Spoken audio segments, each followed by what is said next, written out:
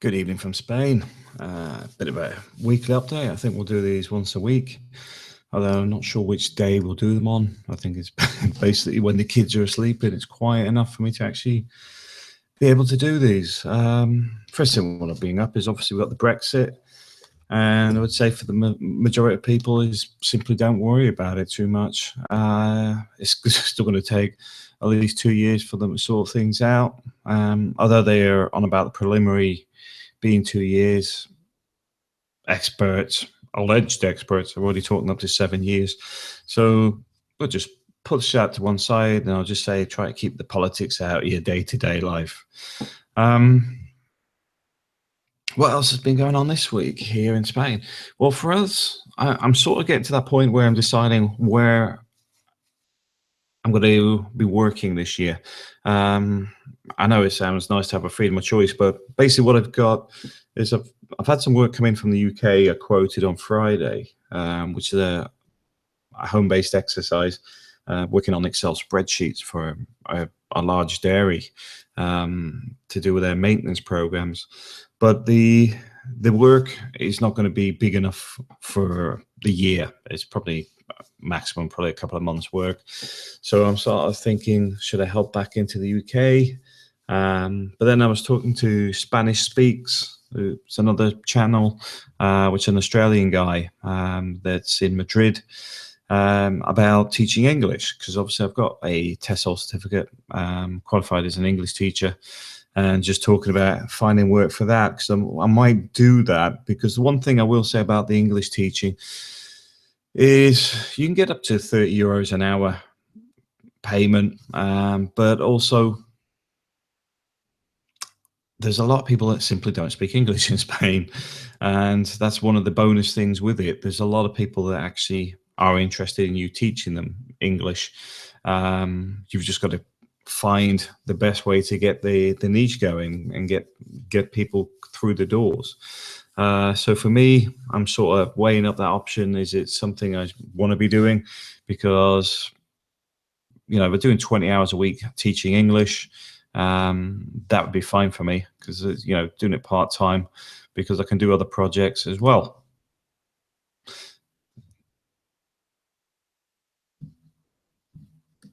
Because what I've got is the website stuff as well. I've got the YouTube stuff starting to develop.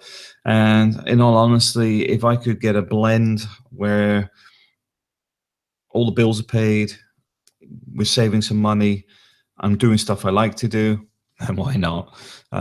Because what I'm looking at the moment, I can see there's opportunities for photography. We've discussed this on other topics already, which is something I'd like to develop my skills on, that as well as the video stuff. But also, I know with the English teaching, I could develop that online, which is something I started. And now that the website I've been working on is nearly finished, I might be looking at doing that to finish that off. But I do see there's a lot of opportunities still here in Spain.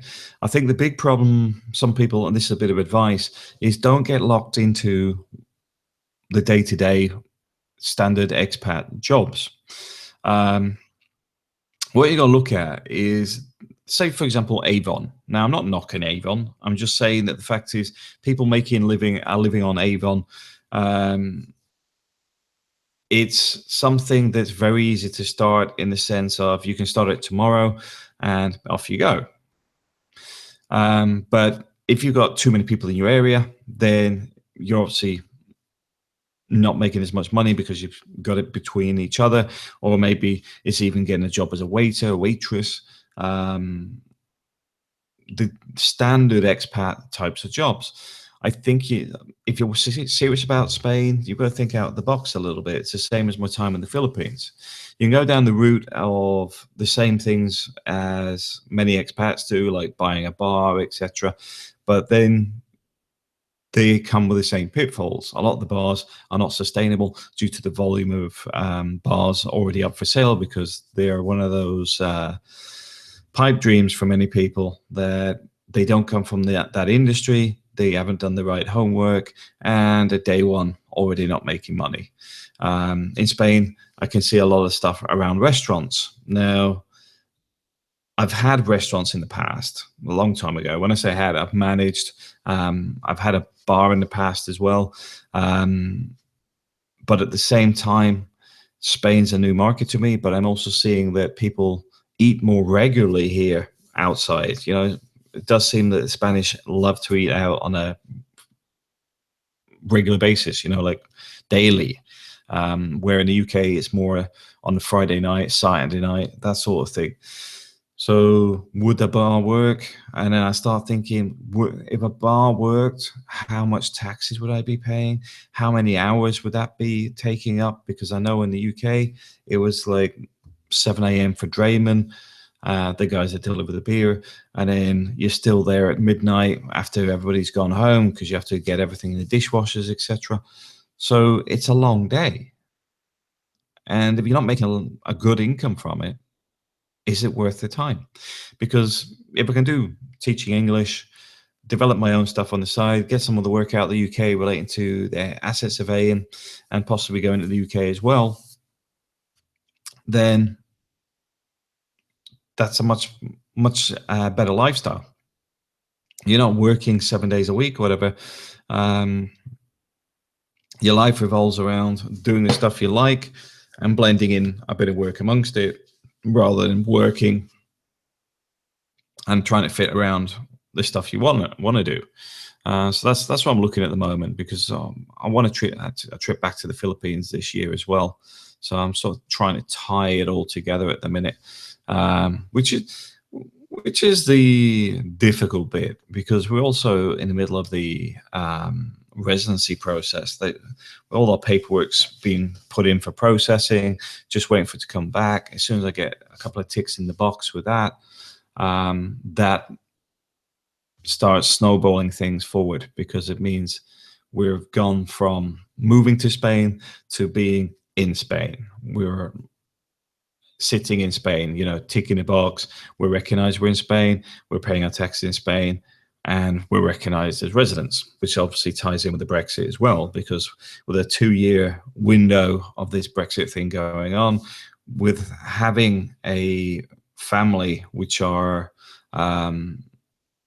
half non-EU, should we say, because obviously my kids can get British passports, but at the same time, I'd much rather everybody just settled in Spain and we just keep it together. I don't really want to go to the UK. I've never had an interest in going back to the UK.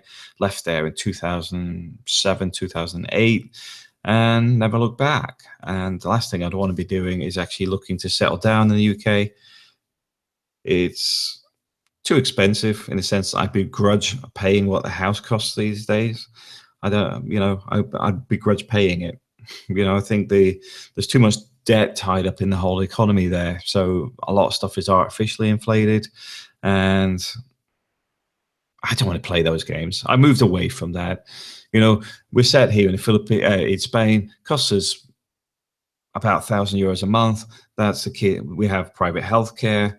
We've got one vehicle on the road at the minute. Our rent's paid, electric's paid, gas is paid. What else do we need? It's a great lifestyle, and that's it. I know if I went to the UK, you end up with at least one of you working full time due to the general cost of living.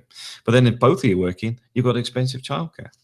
So we're trying to get a good life balance here, and that's why the last week I'm sitting there thinking, right, where we're going to take this from here. The website's nearly done. Once that's up and running, that'll generate a regular income. But where are we going to go next? Do I sit and write a couple of ebooks about my experiences for the last 10 years? Do I start developing the English teaching stuff? And that's basically what I've been up to. It's also been April's birthday this week, so we actually went out to the restaurants this weekend again as well. So it's been quite nice, quite a relaxing weekend.